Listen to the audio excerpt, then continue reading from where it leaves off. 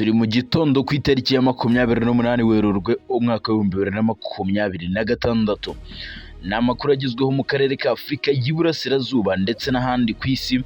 Ndakubwira byinshi bitandukanye byavugiwe mu biganiro byabereye i Washington DC hagati y'u Rwanda n'igihugu cya Repubulika Iharanira Demokarasi ya Congo. Imbere ya Perezida Donald Trump, u Rwanda na Congo byumvikanye nyuma yo kongera guhura i Washington, aho baganiriye ku ngingo zirenga 20 zigomba kubahirizwa mu gihe kitarenze amezi agera kuri 3. Ni nako igihugu cya Leta Zunze Ubumwe za Amerika cyatangaje ko mu gihe amasezerano atagera ku ntego yayo, igihugu cy'u Rwanda ngo kirahita gifatirwa ibindi bihano mu bijyanye n'ubukungu ndetse n'ubucuruzi. Ndakubwira ikibazo cy'impunzi z'Abarundi cyaganiriwe mu nama y'iminsi 3 yaberaga i Nairobi muri Kenya. Ndakubwira iyi nama abayitabiriye. Ndakubwira ko Perezida wa Mozambique Daniel Francisco Chapo yaganiriye n'ingabo z'u Rwanda RDF ziri muri iki gihugu cya Mozambique mu ntara ya Cabo Delgado, azitangariza ibintu bikomeye cyane nyuma y'uko umuryango wa EU cyangwa European Union utangaje kugiye guhagarikira inkunga izi ngabo z'u Rwanda RDF. Perezida wa Mozambique afite impungenge z'uko izi ngabo niziramuka zivuye muri iyi ntara ya Cabo Delgado, ibyihebe bizongera bikayigarurira. Ndakubwira ko i Kinshasa, Perezida Felix Antoine Tshisekedi Tshilombo ari mu mazi abira mu buryo bukomeye cyane. Yitwa Bahati Lukwebo, udashyigikiye ko Tshisekedi ahindura itegeko nshinga. Uyu nguyu yeguye muri Sena ya Tshisekedi cyangwa yeguye muri Sena ya Repubulika Iharanira Demokarasi ya Congo, ajya ku ruhande. Ese nawe yaba agiye kwiyunga ku bandi barwanya Tshisekedi mu buryo bweruye, barimo Kabila, barimo ndetse n'abandi benshi batandukanye bari hano mu burasirazuba ndetse n'abadiaspora batandukanye, barimo Moise Katumbi Chapo ndetse n'abandi. Ese yabagiye kubiyungaho? Ibi byose ndaje mbive imuzi n'umuzingo. Ndanyarukira ku kibuga cy'imirwano muri teritwari ya Walikale muri Kivu y'Amajyaruguru. M23 yongeye kuhongera imbaraga mu buryo bukomeye cyane.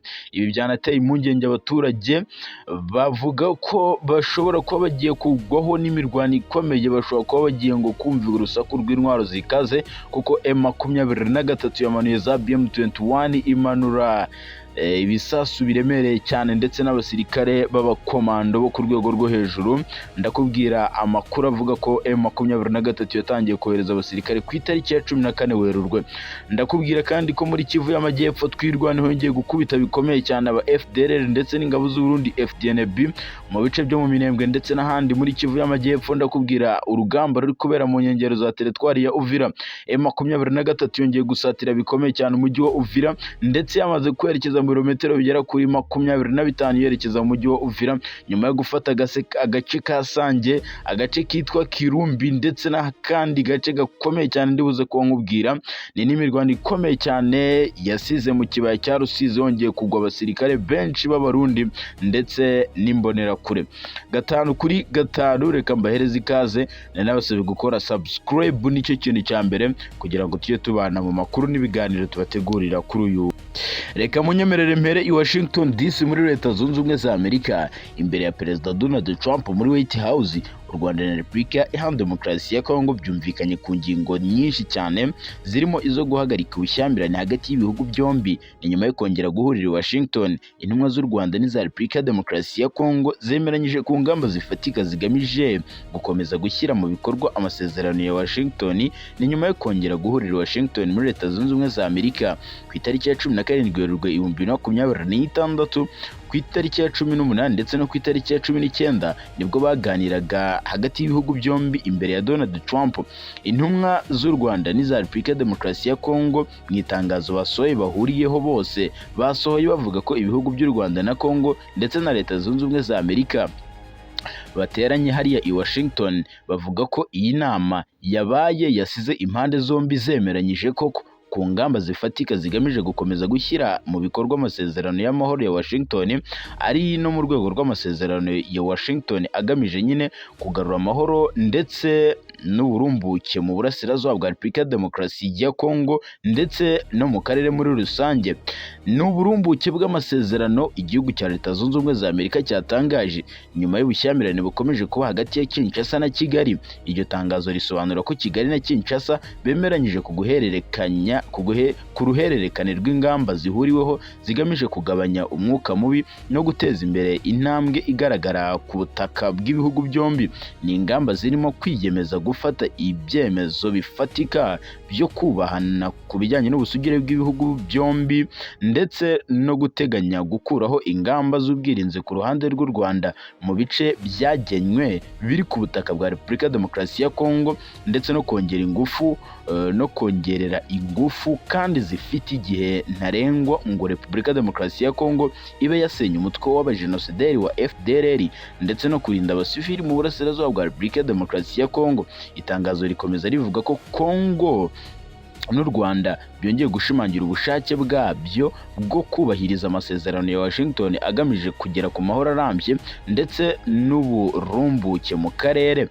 Amakuru aravuga ko ku itariki ya 27 Werurwe 2025 aribwo abakuru b'ibihugu bombi basinye amasezerano. Ndavuga Perezida Paul Kagame na Perezida Tshisekedi, murabyibuka. Kigali na Kinshasa bari bemeye ko bagomba kubahiriza ibyo Amerika ibasaba, ndetse u Rwanda icyo gihe rwatangiye gufatirwa ibihano rushinjwa gufasha umutwe wa M23 ukomeje kwigarurira ibice byinshi mu burasirazuba bwa Kongo. U Rwanda rwamaganye ibyo bihano ku ruhande rwabyo. Murabyibuka ko Retired General James Kabarebe ari mu bambere bafatiwe ibihano, avuga ko afasha umutwe wa M23 gufata ibice byinshi mu burasirazuba bwa Repubulika Iharanira Demokarasi ya Kongo.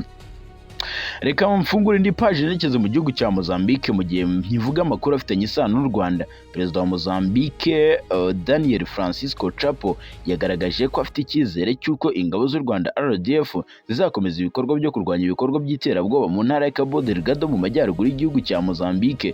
Ingabo z'u Rwanda zikorera muri Cabo Delgado kuva muri Nyakanga 2021. Mu myaka hafi 5 irihiritse, ingabo z'u Rwanda zihashinze ibirindiro bihoraho ndetse bari kurwanya umutwe w'iterabwoba Ansuna al-Suna, aho nyine basubiye abaturage mu byabo kubera ingabo z'u Rwanda. Ikinyamakuru Bloomberg nicyo giherutse gutangaza amakuru avuga ko inkunga ya miliyoni 20 z'amayero yatangwaga avuye mu kigega cy'ubumwe bw'Uburayi muri ubu butumwa izahagarara kuva muri Gicurasi, kandi gahunda yo kuyongera ntayihari. Leta y'u Rwanda yateguje ko izahita ikura ingabo zabo muri Cabo Delgado mu gihe ibikorwa byazo bitabonwa n'ibihugu by'Uburayi ngo babe bakongereye inkunga, ahubwo ni mu gihe ingabo z'u Rwanda RDF zikomeje kugarura amahoro muri Cabo Delgado.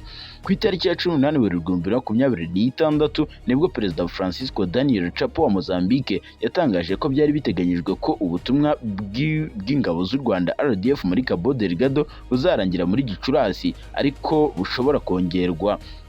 Ubwa EU cyangwa European Union bo bashyigikira ko ibi bikorwa byo kurwanya iterabwoba byo kugarura ari byo kuganirwaho kuva muri Kamena 2026. Perezida wa Mozambique Francisco Daniel Chapo yagaragaje ko icyo aha agaciro kurusha ibindi ari ubutumwa nyine bw'u Rwanda bukomeje kugarura icyizere n'ihumure muri iki gihugu cya Mozambique.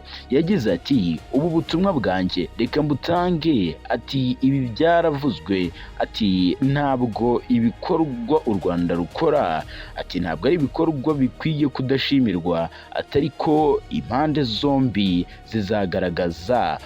zizagaragaza ko buri gihe RDF ari ingenzi muri iki gihugu cya Mozambique.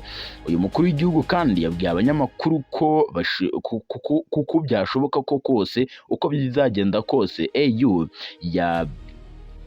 yakomeza guha inkunga igihugu cy'u Rwanda mu gukomeza inzira y'amahoro ndetse n'ubutumwa bwazo muri Cabo Delgado. Perezida Francisco Daniel Chapo yanagaragaje ko ubutumwa bwombi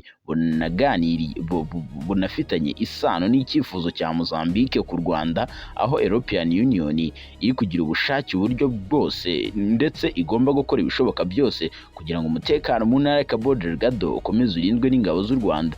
Tariki ya 17 Werurwe nibwo umuvugizi wa komisiyo ya EU ushinzwe ibikorwa bya politike n'umutekano yitwa Anori El Anoni yatangaje ko kugirana na leta ya Mozambique ku buryo bushyigikirana ibikorwa byo kubungabunga amahoro muri Cabo Delgado ari igikorwa cyiza. Asobanura ko mu butumwa bw'ingabo z'u Rwanda muri Mozambique ibihugu byombi bizaganira uko bakomeza umubano ndetse n'amasezerano bagiranye muri 2021 akaba yakomeza.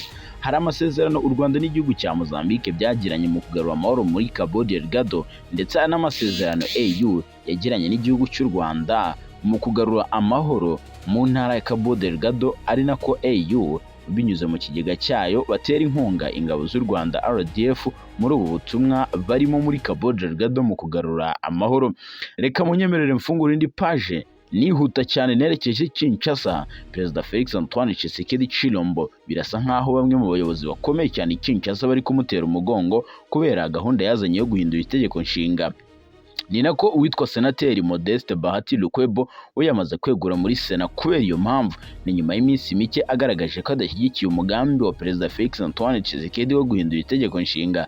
Mu ibaruwa yandikiye Sena, Lukonde uyobora Sena yitwa Lukwebo wari visi perezida wa kabiri wa Sena wayo, yavuze ko yafashe icyemezo cye kubera umwuka mubi uri muri Sena ya Kinshasa muri iki gihe. Ati, nyakubahwa perezida, mfite icyubahiro, mfite n'igitekerezo cyanjye. Ati, ku bwegure bwanjye ku mwanya wa visi perezida wa Sena, ati bitewe n'umwuka mubi wa politike muri iki gihugu ndetse n'umutwe mukuru wa Sena w'inteko ishinga amategeko ya Repubulika ya Demokarasi ya Kongo. Uyu Lukwebo yavuze ko nubwo yeguye akiri inkoramutima ndetse akanaba yubaha Perezida Faci, yunzemo ko ubu bwegure bwe ntibushingiye ku kunanirwa gukora akazi kuko namye nshyira mu bikorwa inshingano zanjye neza. N'ubutumwa bwa Lukonde nyine. Ati, intego yacu ni ugutanga umwanya ku bandi banyamuryango bafite ubushake bwo gukomeza ibikorwa natangije guhera muri Gicurasi 2024 kugira ngo haba ituze muri Sena riboneke ndetse n'ibibazo bikemuke. Uyu Lukwebo mu kiganiro yaherukaga guha itangazamakuru yagaragaje ko adashyigikiye gahunda ya Perezida Faci wifuza guhindura itegeko nshinga kugira ngo yemererwe kuziyamamariza kuyobora Repubulika ya Demokarasi ya Kongo muri manda ya gatatu. Yavuze ko Kongo idafite ikibazo cy'umutekano, ahubwo abayobozi batubahiriza aribo babangamiye igihugu. Ni amagambo yatumye abasenateri bagize inteko ishinga amategeko ya Repubulika ya Demokarasi ya Kongo bahita bamutakariza icyizere. Binashoboka ko ariyo mpamvu yaba yafashe gahunda yo kwegura muri Sena kubera umwuka mubi wahise uzamuka. Nkiri mu karere ka Afurika y'ibiyaga bigari, reka manze nkubwire ko impunzi z'abarundi zikomeje kuvugwaho n'ibihugu bitandukanye hano ku mugabane wa Afurika. Kuwa gatatu ku itariki ya 18 Werurwe 2026 nibwo Major General Retired Albert Murasira ushinzwe ibibazo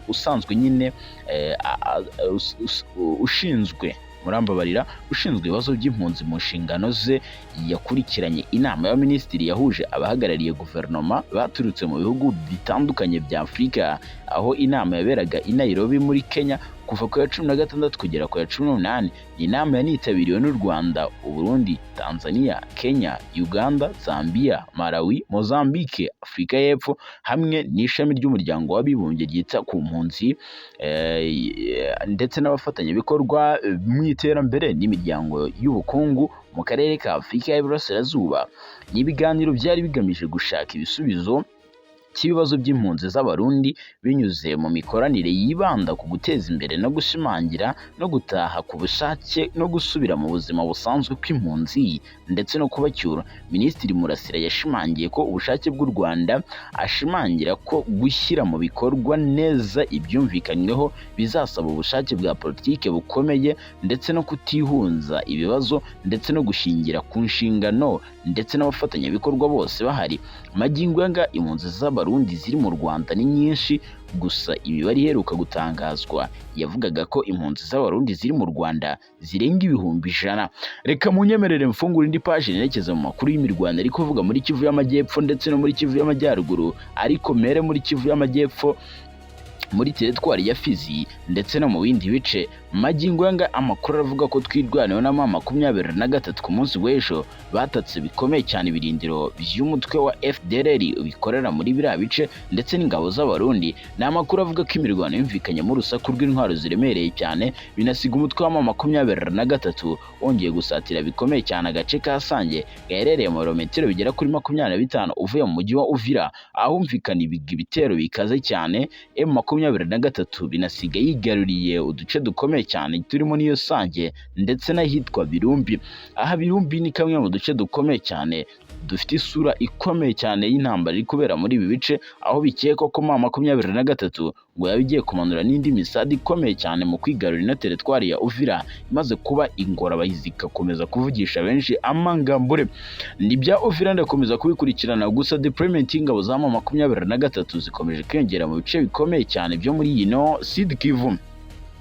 Ni nako kandi iwarikare muri Kivu y'Amajyaruguru M23 yongeye kwamena abasirikare ndetse n'intwaro zikomeye cyane muri aka karere nk'uko byatangajwe n'abayobozi b'inzego z'umutekano babitangaza. Mu guhera ku itariki ya 18 Werurwe nibwo hageze ingabo nyinshi n'ibikoresho bya gisirikare, amasasu n'ibindi mu gace ka Bukumbirwa hagati y'amatsinda ya Ikobo ndetse na Kisimba, aho ingabo nshya zaje zisanga izari zamaze iminsi zari zageze ku itariki ya 14 aho bahise bahuza amaboko na M23. Amakuru aravuga ko baturutse mu duce twa Brerusa, Rusamambu ndetse no mu bwami bwa Bwito buri muri teritwari ya Rocoro muri Kivu y'Amajyaruguru. Abasesenguzi bavuga ko muri gahunda yo kwimura ingabo kwa M23 bishobora kuba bigamije gutegura ibitero bishya ku ngabo za leta ya Congo FARDC ndetse n'abarwanyi b'abazalendo cyane cyane mu bice bya Kisimba. Ni mu duce dushobora kwibasirwa n'imirwano ikomeye cyane, harimo n'umujyi w'ingenzi wa Pinga, imidugudu ya Kailenge, Muroho ndetse aho hose ngo haracyari ingabo za M23. Amakuru aravuga ko hashobora kumvikana ibitero bikomeye cyane bishobora no kuzasiga abaturage bongeye guhunga. Ni amakuru ataremezwa neza n'inzego zibifitiye ubushobozi hariya muri Warikare, gusa amakuru y'ubutasi aravuga ko M23 yahoreje abasirikare benshi